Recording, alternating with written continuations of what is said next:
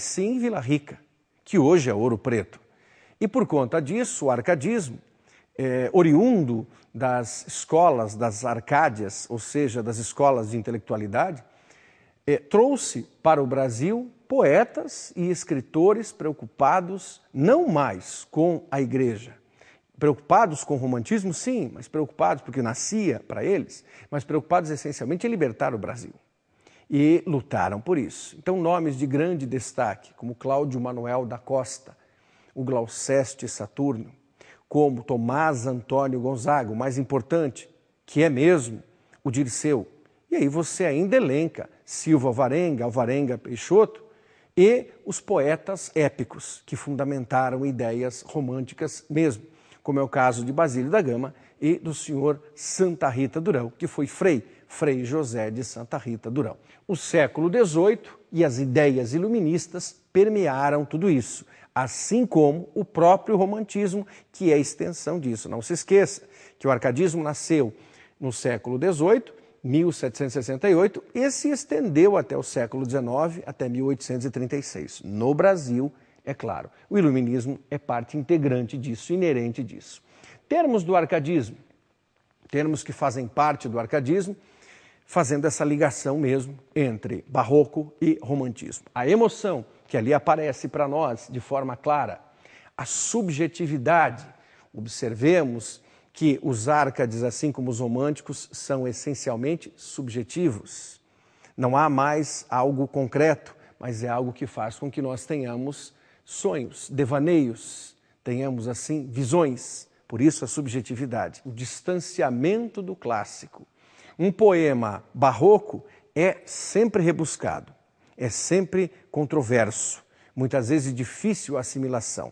Ele é clássico para muitos. No arcadismo há uma oposição, os poemas são mais agradáveis, mais palpáveis, mais táteis e mais distantes daquilo que nós entendemos como clássico. A prolixidade.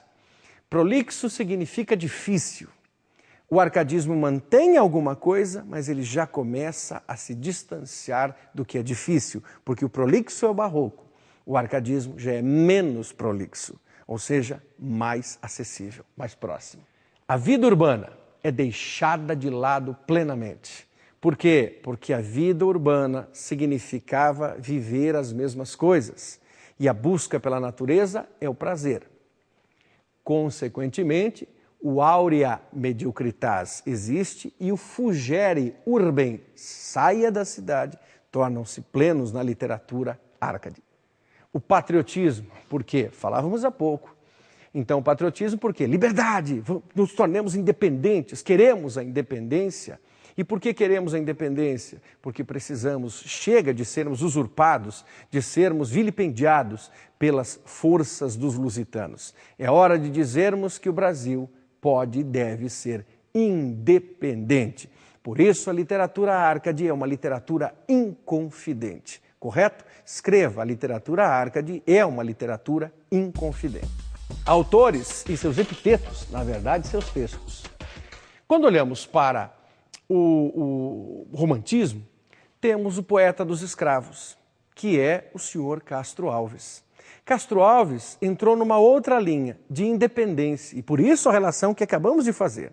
Se falávamos em independência, se falávamos em liberdade dos brasileiros em relação aos portugueses, agora também o romantismo, lá na frente, é claro, agora estamos falando sobre isso, trabalhará com textos nessa linha de pensamento. Por que trabalhará? Porque, obviamente, o romantismo buscará a liberdade das minorias, daqueles que eram oprimidos, e dentre os quais os negros, indiscutivelmente, éramos mais oprimidos. O poeta dos escravos surge com as vozes da África, e ao surgir com as vozes da África, ele nos eleva a uma condição de compreendermos que jamais o Brasil poderia ser feliz se continuasse segregando a figura tão significativa do negro.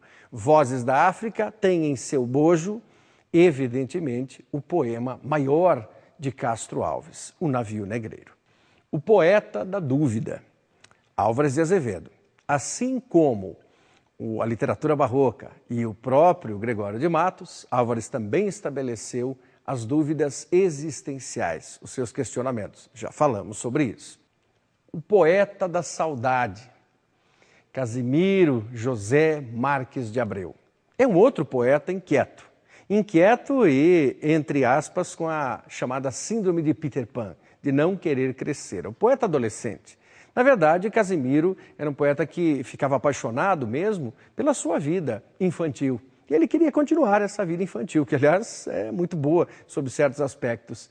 E daí ele escreve textos nessa linha, como A Valsa. Tu ontem na valsa dançavas, voavas tão longe de mim. Quem deras que sintas as dores de amores que louco senti. Quem deras não negues, não mintas, eu vi. Esse é o poeta. É o poeta dos 8 anos, que saudades que eu tenho da aurora da minha vida. Esse é um texto dos mais conhecidos de nossa literatura, porque reflete exatamente isso, esse apelido, essa alcunha, esse subtítulo, esse intertexto, o poeta da saudade. Um poeta que deixa a sua marca saudosa na vida. O poeta monge Junqueira Freire. Por que as relações do barroco com o romantismo? Por causa disso. Porque o romantismo, embora tenha se libertado de muitos dos ressaibos das marcas barrocas, ele continuou estabelecendo uma relação. E o Junqueira Freire foi o mais angustiado desses poetas. O poeta das inspirações do claustro. E é claro, nas inspirações ele escreve acerca disso. Ele escreve e vive, né? Melhor, ele não só escreve, ele vive as suas dificuldades. Daí o poeta monge. O pior de tudo é que ele nunca se encontrou na vida religiosa e morre da mesma forma. Nem lá, nem cá. Nem fé, nem carne. Que triste isso, né? O poeta das estrelas. E agora mudamos o cenário. Estávamos lá atrás no barroco. Depois seguimos para o romantismo. Fizemos uma relação com o arcadismo. E agora fechamos parte da nossa conversa com o parnasianismo, que virá logo depois. Ou seja, se o romantismo termina em 81, em 1882 nasce a poesia parnasiana, que curiosamente nega a maior parte dos valores, tanto do barroco como do arcadismo, quanto do romantismo, mas ainda deixa algumas marcas interessantes. O poeta maior é o poeta Olavo Bilac, o poeta das estrelas, o poeta da Via Láctea, o poeta da língua portuguesa, que, é claro, mostra em alguns dos seus textos a inquietação que permeia todos eles. O poeta das pombas, no parnasianismo, é um homem que vive um pouco dessa imaginação, a imaginação não só da natureza, mas da forma perfeita, a forma que ele perseguia, as 10 sílabas poéticas. Curiosamente, no barroco, as poesias têm 10 sílabas poéticas, decassílabos ou heróicos. No arcadismo tem 10 sílabas poéticas, decassílabos ou heróicos. No romantismo, muitos dos textos também têm. E no parnasianismo, essencialmente, 10 sílabas poéticas versus decassílabos ou heróicos. A correlação é maravilhosa aí. O poeta das palmeiras, Alberto de Oliveira. E também o senhor Alberto de Oliveira é o poeta dos vasos, da forma perfeita. Daí a importância dele ter escrito tantos textos acerca disso. Mas são poetas voltados para a fixação no que é palpável, naquilo que é concreto, seja uma palmeira, seja um vaso grego, um vaso chinês. Senhora de José de Alencar, mudando completamente esse nosso enfoque e fechando o encontro de hoje, temos o olhar para a prosa. Falamos até agora sobre poesia. O olhar para a prosa se faz presente. Por quê? Porque em Senhora de José de Alencar temos a confirmação de tudo o que se escreveu, mas agora em forma de uma novela de grande impacto para a época, ou seja, publicada em folhetim, essa novela romântica herdará um pouco de tudo sobre o que nós falamos, mas trazendo uma história desse cearense nascido em Messejana, que é o pai do nosso romance, é o pai do romance brasileiro. Temos em Senhora esse possível e esse passível realismo, né? Os dois sentidos cabem aí. Por quê? Porque em Senhora o que vem ao nosso encontro? A busca pela natureza, a busca pela forma perfeita, o poder do dinheiro, as relações financeiras e o amor prevalecendo sobre tudo isso, a alimentação da alma, a alimentação do corpo. Então você acaba tendo pigmentos dos períodos literários que antecederam a construção dessa obra e que mais tarde se inspirarão nessa obra também para trabalhar os seus textos. Dá para dizer sem nenhum erro, que essa obra denominada Senhora traz características do que mais tarde Joaquim Maria Machado de Assis chamaria como realismo pleno e absoluto. Alguns dizem, essa obra é pré-realista, quer dizer, ela eleva-nos para esse período posterior. Eu diria sim e não. Não porque Senhora tem todo um rescaldo romântico que é indiscutível, mas já apresenta uma concretude diferente, por exemplo, de A Moreninha, de Joaquim Manuel de Macedo. Então é nesse detalhe que você poderia olhar com alguma visão realista, mas muito sutil. Esaú e Jacó, de Machado de Assis, estabelece uma ponte diferenciada. Por que estabelece uma ponte diferenciada? Porque aqui em Esaú e Jacó encontramos a independência novamente dos poderes que vigoravam no país, ou seja, uma luta quase que armada, no sentido concreto da palavra, entre a monarquia e a república, com vitória e preponderância da república.